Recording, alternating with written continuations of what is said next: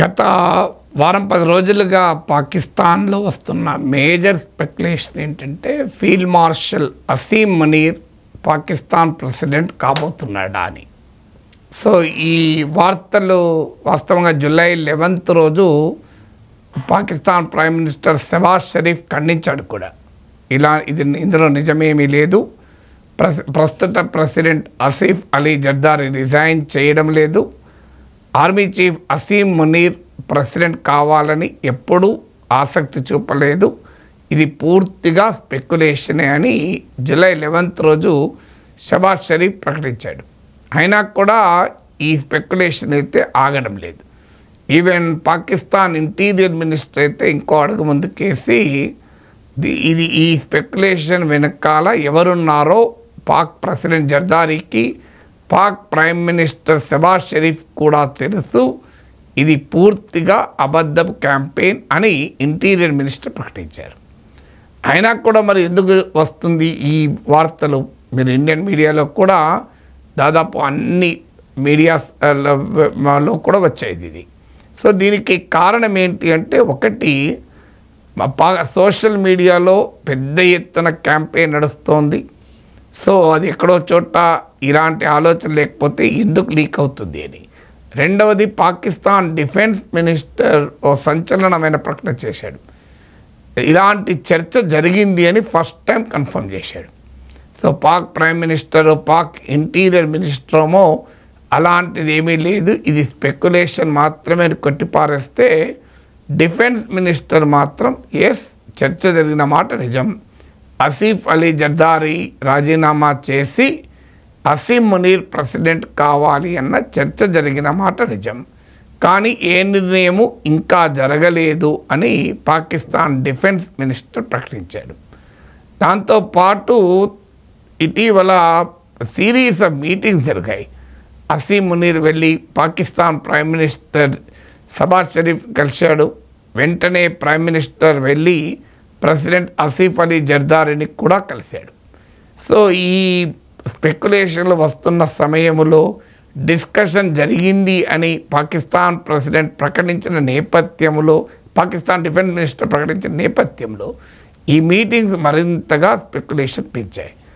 దీనికి ముందుగా backdrop Asim Munir America వెళ్ళడం, వైట్ హౌస్లో ఒక దేశాధినేతకి ఇచ్చిన గౌరవం డొనాల్డ్ ట్రంప్ ఇవ్వడం.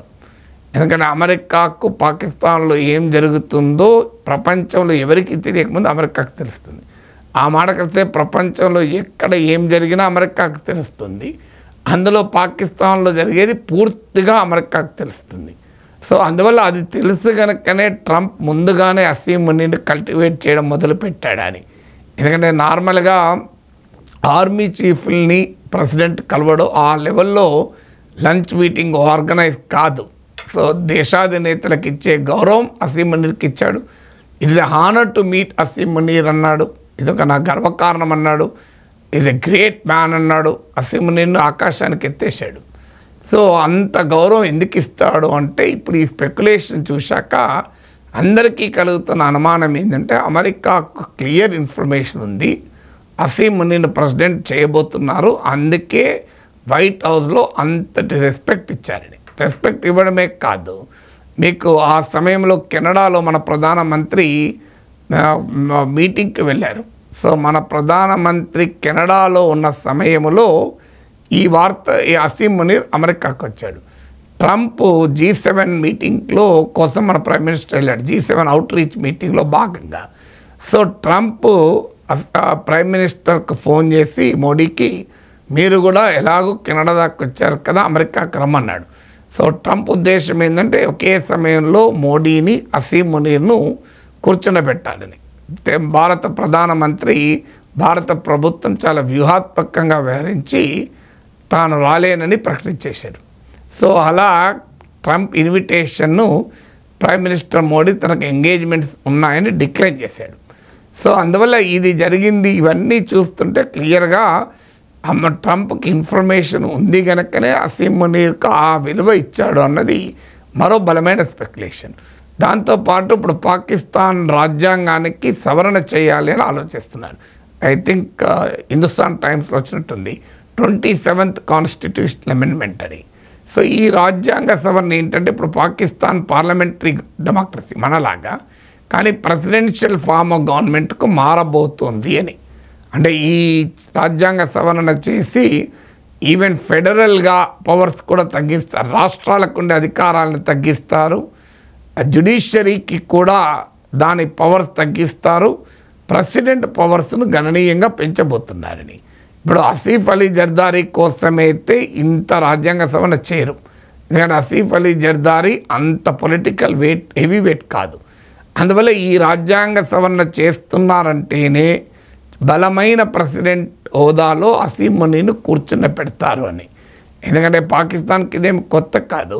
General Pervez Musharraf, general Ayub Khan, general Zia-ul Haq ఇలాంటి పేర్లు మనం చాలా విన్నాం. మిలిటరీ తిరుగుబాట్లు అయ్యాక ఆర్మీ చీఫ్లు ప్రెసిడెంట్లు కావడం పాకిస్తాన్లో ఆనవాయితీ.